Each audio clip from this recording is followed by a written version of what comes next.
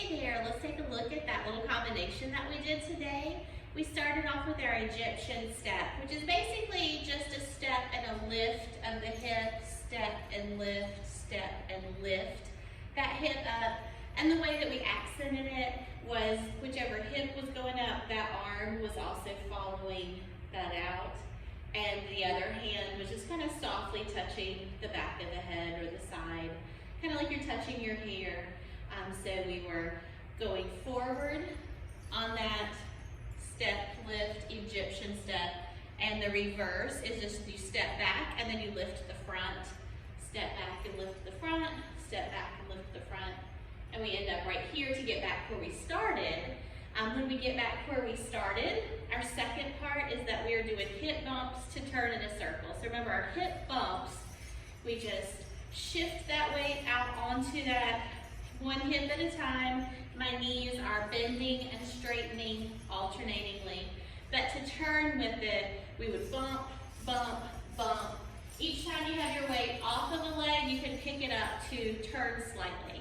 And to add a little contrast to it, or a little accent to that, we were going up with our arms for the first half of the turn and back down for the second half.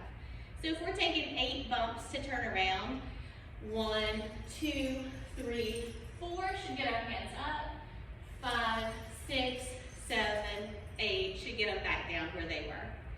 And then we're doing that figure 8 with our hips, which is in a horizontal plane, going forward, to the side, to the back, and it slides through to my other hip, which is going forward to start with, and then to the back, sliding through and finishing out those figure 8s. So far, we've had our Egyptian step, forward and back to kind of a diagonal.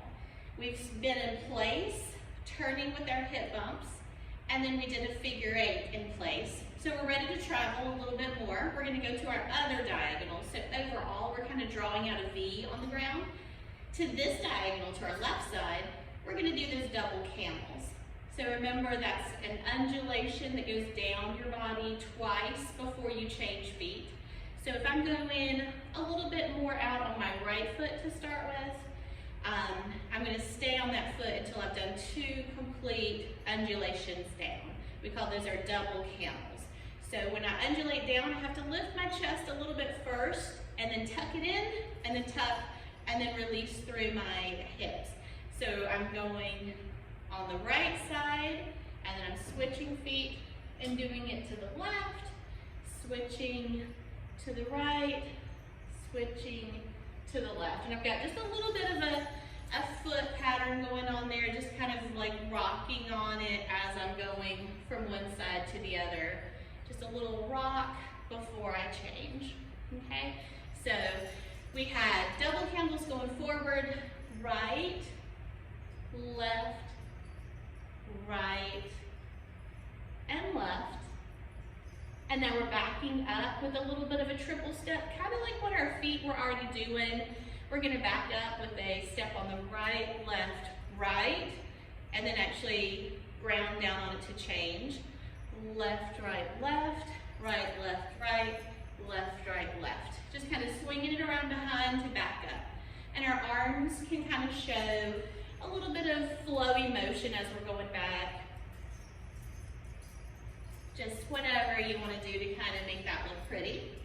Now we're back where we started, and this time instead of doing some figure 8s and that sort of thing to stay in place, we're going to do some snake arms. So remember, my arm is extending out from my shoulder, through my elbow and my wrist, and we're doing it on alternating sides. So as one arm is going up, the other is coming down. And as we finish out those snake arms, our arms will come back to that neutral position, and we will do our basic step to turn. Remember, basic step just has us going forward and back on the same foot, with our opposite foot is lifting and lowering just to kind of keep us in place.